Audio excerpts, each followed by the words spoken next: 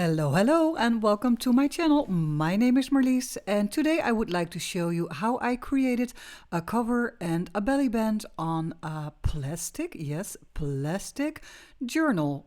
Like I said, I am working on plastic. It is a plastic binder slash notebook slash journal. And did you know that you can even glue your papers on there with some collage medium? In this first phase of the video, you will see me gluing down a lot of papers.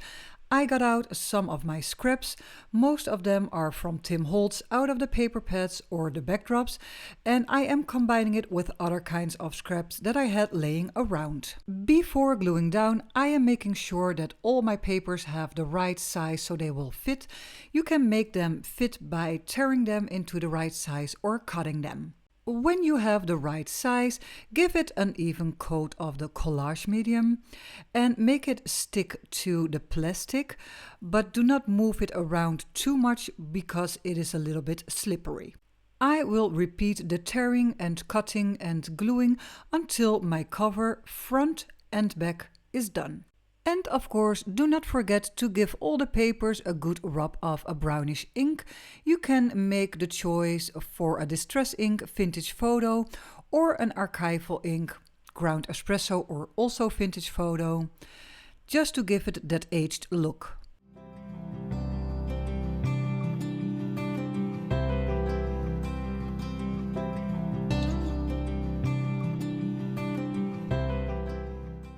Now that my papers are on there, I also see some clear areas.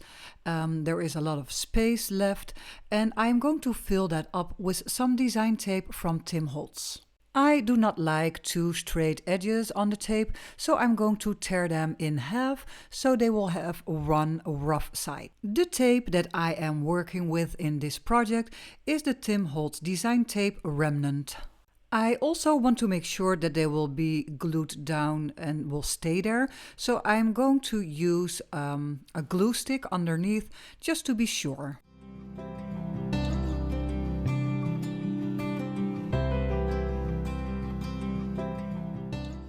I love the design tape. It is also a good solution to cover up those edges on this journal.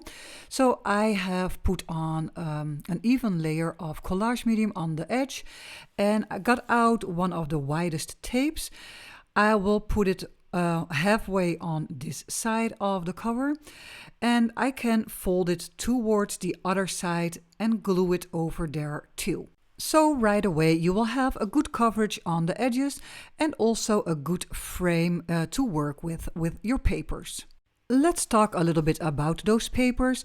I already glued papers on one side of the cover, and when you want a matching look, try to make a kind of similar layout for the other side of the cover, so it is all matching. That means that I'm using papers in the same color and in the same patterns. The rest of the steps are all the same, so I got my papers into the right size. I gave them a rub with brownish ink and then an even coat of the collage medium. And glue the parts down until your cover is covered.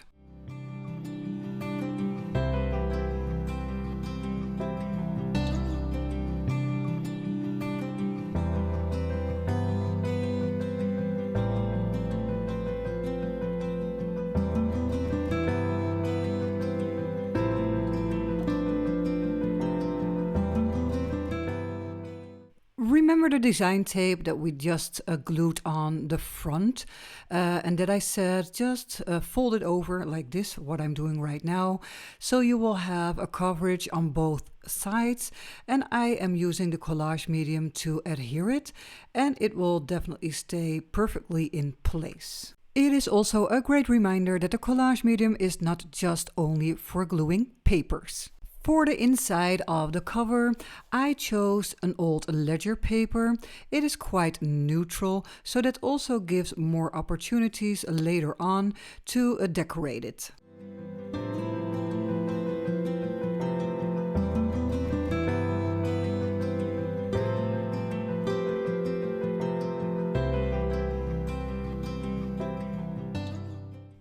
will give the inside of this plastic cover a coat of collage medium, but I will only do half of the cover and glue down half of the paper just to see how it reacts and if I can get it all straight. And at the time when it is straight and it is to your liking, then it's time to glue down the other half.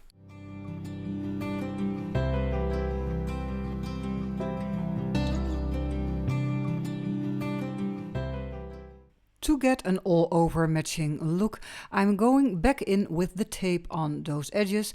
So just put a little glue over there, get your tape out, stick it on and fold it to the back and glue it down again.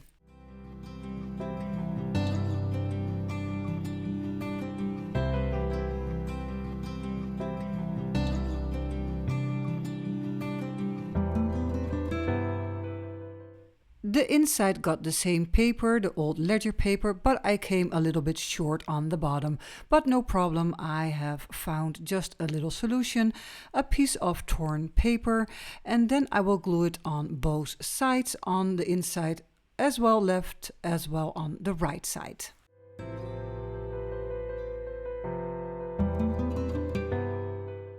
On this side of the cover I am also going to use the design tape. And yeah, it's the same process. Use your glue stick to stick it down and it will stay down, and fill up those blank areas.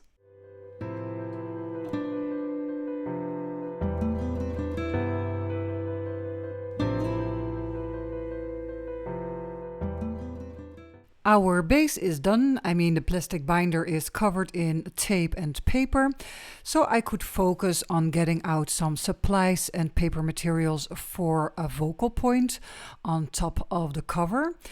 I found this cute little portraits doll and some little pieces of ephemera with some text and some numbers on there. First, I will prepare all my papers with some brownish ink. This is the Distress Ink Vintage Photo, and I'm going to rub it onto the papers with my blending tool. Besides brown ink on the edges of the papers, I also would like them to be stained, so I got out some Distress ink, watered it down, and I'm going to dab and tap all my papers in there to get some stains and smears onto those little pieces of ephemera. For my focal point and layers there is a lot of paper, but it is also nice to add some kinds of fabric. So this is what I'm going to glue down, a piece of mummy cloth. Visually it is more interesting to see also fabric and not only layers of paper. From this point on I will build my layers around the paper doll and the fabric that I just glued down, just to create more of a dimension and dynamic into my focal point.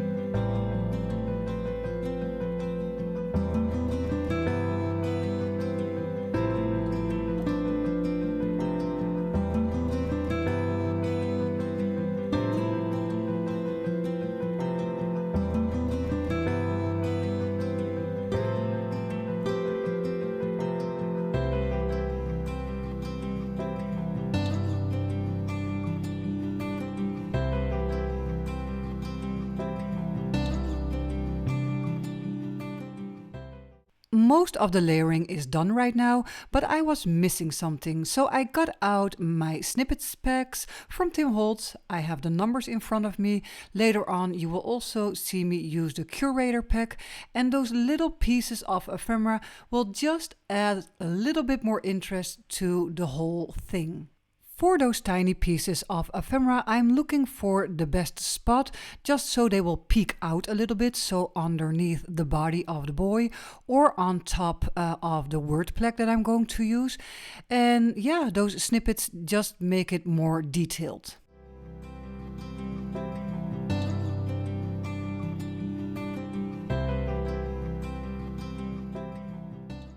And in a close-up, this is what we have so far. For the large word plaque, I'm going to use the Distress Foundry Wax Gilded. I'm just going to rub it on with my fingers in a random way. No precision or perfection needed. The more rough, the better the look, I think. And yeah, of course, do not forget to heat set the foundry wax so it will stay onto the metal.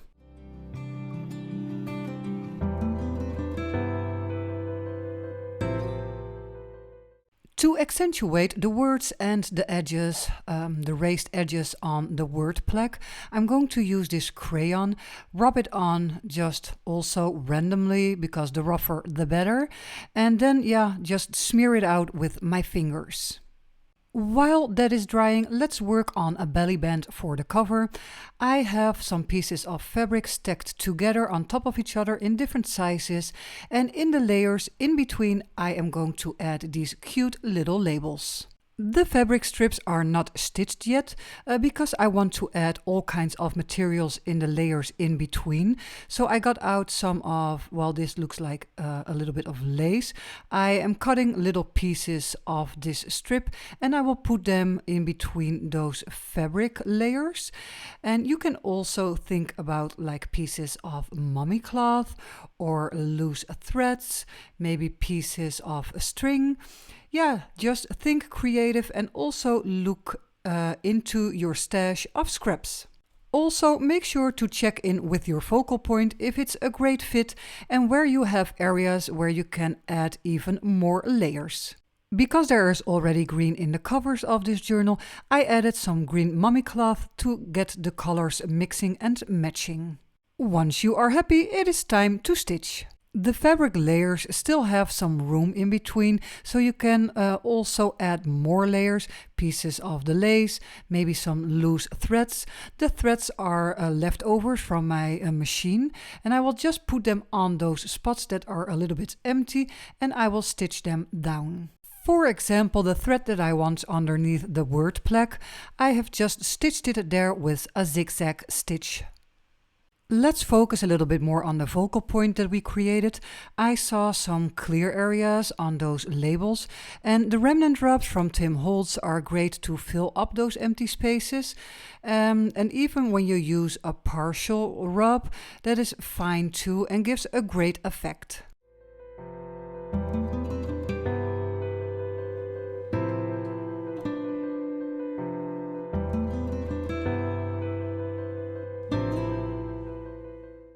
On the two ends of the word plaque, I added a little piece of string, and now it is time to glue the plaque down, just partially, because later on, of course, the whole focal point needs to get glued onto the belly band. So it is just a partial bit that will be glued down, and just in the end, I added a little piece of mummy cloth underneath as an extra layer. While our focal point is drying to the side, I have to find a solution for a closure. The belly band itself needs to be extended, so I will have two long pieces that I can tie together.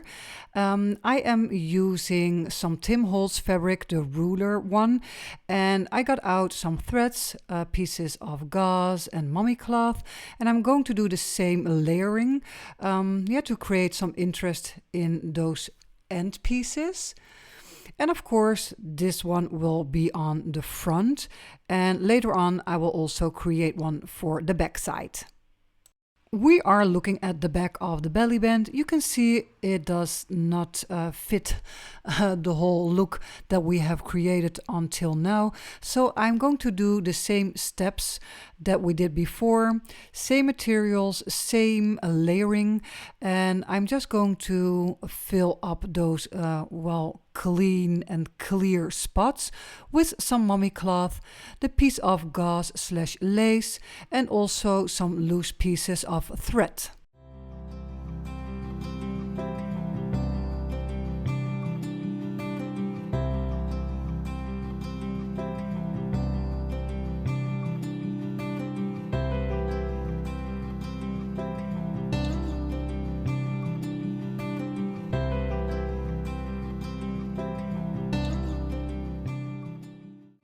When you are done layering and you are happy how everything looks, it is time to stitch it down with a running stitch.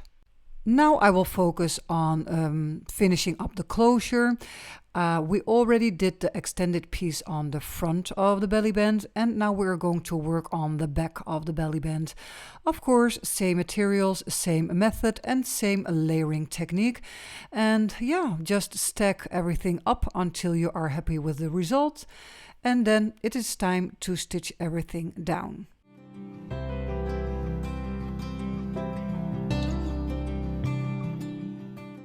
Here is a little close-up on how the stitching looks right now. And yeah, let's try also with the journal and see if the extended parts are long enough for a bow or however you want to tie it. Just check now and then with your materials and your ideas if it's fitting. The belly band was also a little bit too clean to my liking, so with some vintage distress ink and some water, I am going to dab the belly band in total into the ink and make it a little bit more stained and smear it with my fingers.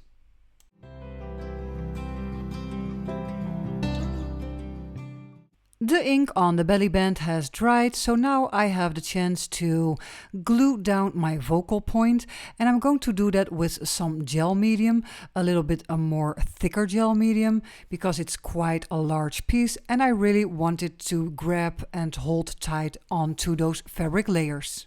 Because the glue is quite thick, I will give it a long time for drying, so I will clip everything down into the right place and set it to the side. The belly band has dried overnight with the focal point on top, but I was looking at this cover and I thought, well, it could need a little bit extra. So I got out my Tim Holtz Remnant rubs and went for some larger Remnant rubs with a bold leather type that is very, very well visible. And I'm going to fill in some clear spots on the cover. I am starting off with some larger rubs and later on I will go a little bit smaller. So I work from large to small.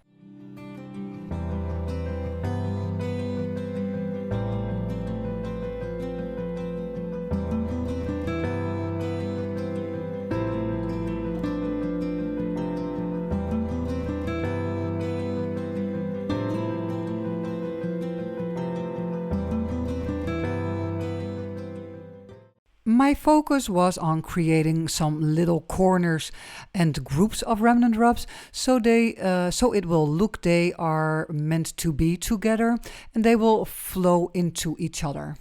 Some last finishing touches on the remnant rubs to create this last group of rubs.